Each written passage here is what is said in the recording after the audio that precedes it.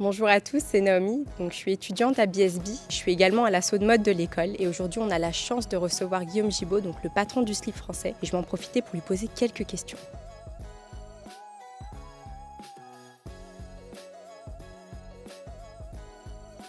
Alors chez BSB, on a une asso de mode dont je fais partie. Alors on aimerait ton meilleur conseil pour se lancer dans le textile made in France. C'est un super métier dans lequel démarrer parce qu'il n'y a pas beaucoup de barrières à l'entrée. Il faut une bonne idée, une cohérence et voilà, il n'y a pas besoin d'avoir un immense vestiaire pour démarrer. Le truc un peu compliqué à faire mais qui peut marcher, c'est TikTok. Pour émerger vite et fort et prendre le risque d'être vraiment différent. On a aussi un incubateur à l'école, donc avec plein d'entrepreneurs. Pour vous qui vivez ça depuis plus de 13 ans, on aimerait avoir des conseils. L'incubateur, c'est un très bon point de départ. Donc déjà, j'encourage les étudiants à intégrer l'incubateur. Au début, on veut garder son idée pour soi et c'est exactement l'inverse. Donc l'incubateur, c'est une très bonne première étape et surtout, il faut parler de son projet un max. Vous serez jamais parfaitement prêt. Donc c'est maintenant tout de suite là, tu poses le téléphone et go.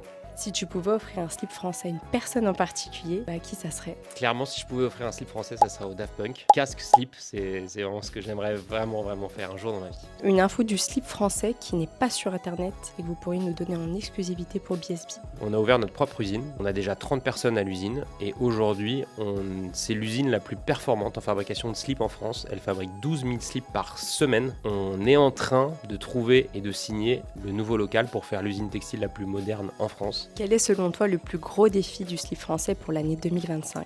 Montrer que c'est possible de fabriquer en France, de montrer un modèle économique qui est pérenne. Voilà, on est une petite entreprise, on est une boîte fragile. Donc on ouvre des nouveaux canaux de distribution. Il faut qu'on arrive à garder une image de marque premium et en même temps une diffusion de produits plus large. Donc voilà, rester fidèle à nous-mêmes dans un environnement de marché compliqué, avoir des idées, encore et toujours, surprendre. Et voilà, le mot-clé c'est le panache. Donc voilà, garder notre panache en 2025. Enfin, j'espère, une vraie entreprise qui génère assez de cash pour avoir de beaux jours devant elle.